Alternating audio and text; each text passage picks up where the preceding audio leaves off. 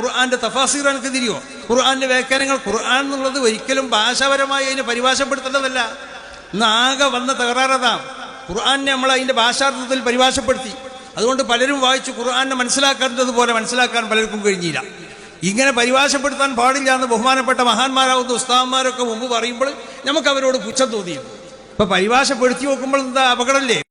إن الذين يكتمون ما أنزل الله من الكتاب ويشترون به ثمنا قليلا أولئك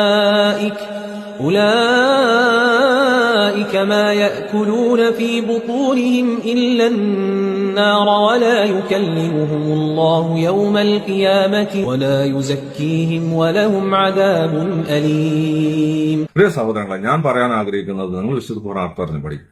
വിശുദ്ധ ഖുർആൻ അർത്ഥം അറിഞ്ഞ് പഠിച്ചില്ല എങ്കിൽ, അതനുസരിച്ച് ജീവിച്ചില്ല എങ്കിൽ നമ്മളെ അന്തരായി ഉയർത്തിയിട്ട് നരകത്തിലിടുമെന്ന് വിശുദ്ധ ഖുർആന്റെ ആയത്ത് പറയുന്നു.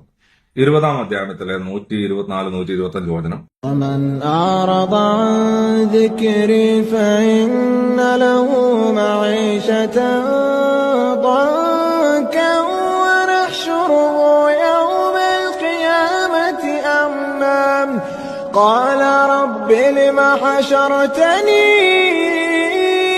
أعمى وقد كنت بصيرا قال كذلك أتتك آياتنا فنسيتها وكذلك اليوم تنسى. ഇത് ജീവനുള്ളവർക്ക് താക്കീത് നൽകാനുള്ള ഗ്രന്ഥമാണ്. 36-ാമത്തെ അധ്യായത്തിലെ 70-ാമത്തെ വചനത്തിൽ പറയുന്ന കാര്യമാണ് ജീവനുള്ളവർക്ക് താക്കീത് നൽകാനുള്ളതാണ്. لينذر من كان حيا ويحق القول على الكافرين.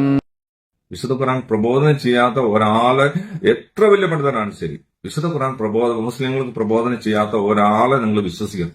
എന്നെ സംബന്ധിച്ചിടത്തോളം വിശുദ്ധ ഖുർആൻ മുസ്ലിങ്ങൾക്ക് എത്തിച്ചു കൊടുക്കാത്തവരെ എനിക്ക് ബുദ്ധിമുട്ടാണ് അവരെ പണ്ഡിതന്മാരായിട്ട് അംഗീകരിക്കാൻ. കാരണം വെച്ച് കഴിഞ്ഞാല് ഖാത്തിമുൻ നബി, അതായത് ഇനിയൊരു പ്രവാചകം വരാനില്ല.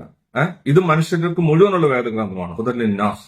അതുപോലെ തന്നെ വിശുദ്ധ ഖുർആൻ എത്തിച്ചു കൊടുക്കാൻ പല ആയത്തുകളിൽ പറയുന്നുണ്ട്. കാരണം എനിക്ക് ഇസ്ലാം കിട്ടിയത്, ഞാൻ യാദൃശ്യമായ ഒരു പള്ളിയിൽ കയറി.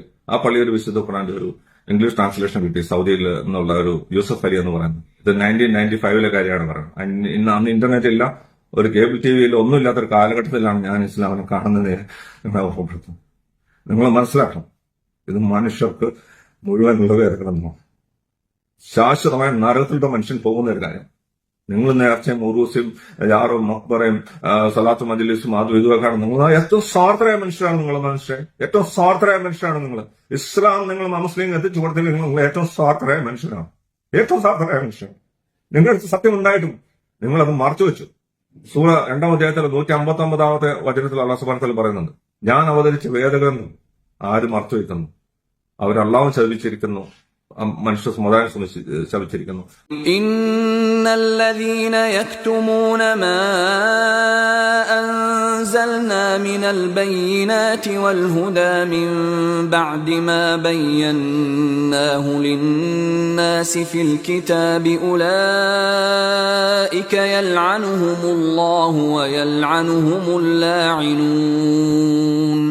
അതിൽ തന്നെ 174 സൂറത്തുൽ ബഖറയിൽ 174-ാമത്തെ വചനത്തിൽ പറയുന്നത്, ഞാൻ അവതരിപ്പിച്ച സത്യങ്ങൾ ആര് മൂടിവെച്ചു അവർക്ക് ഭയങ്കര ശിക്ഷയാണെന്ന് അല്ലാഹു സുബ്ഹാനഹു വ തആല പറയുന്നു. നിങ്ങൾ പ്രബോധനം ചെയ്യുക സഹോദരൻ.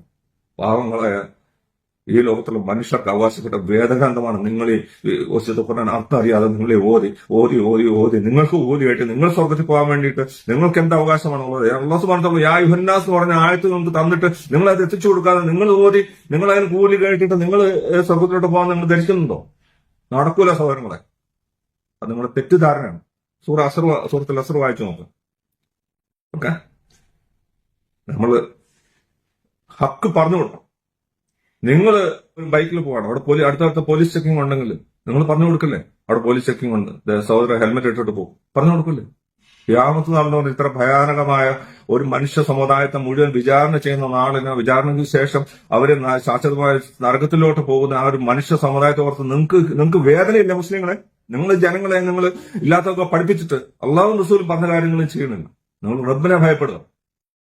മനുഷ്യർക്ക് അവകാശപ്പെട്ട ഈ സത്യം നിങ്ങൾ എത്തിച്ചു കൊടുക്കും.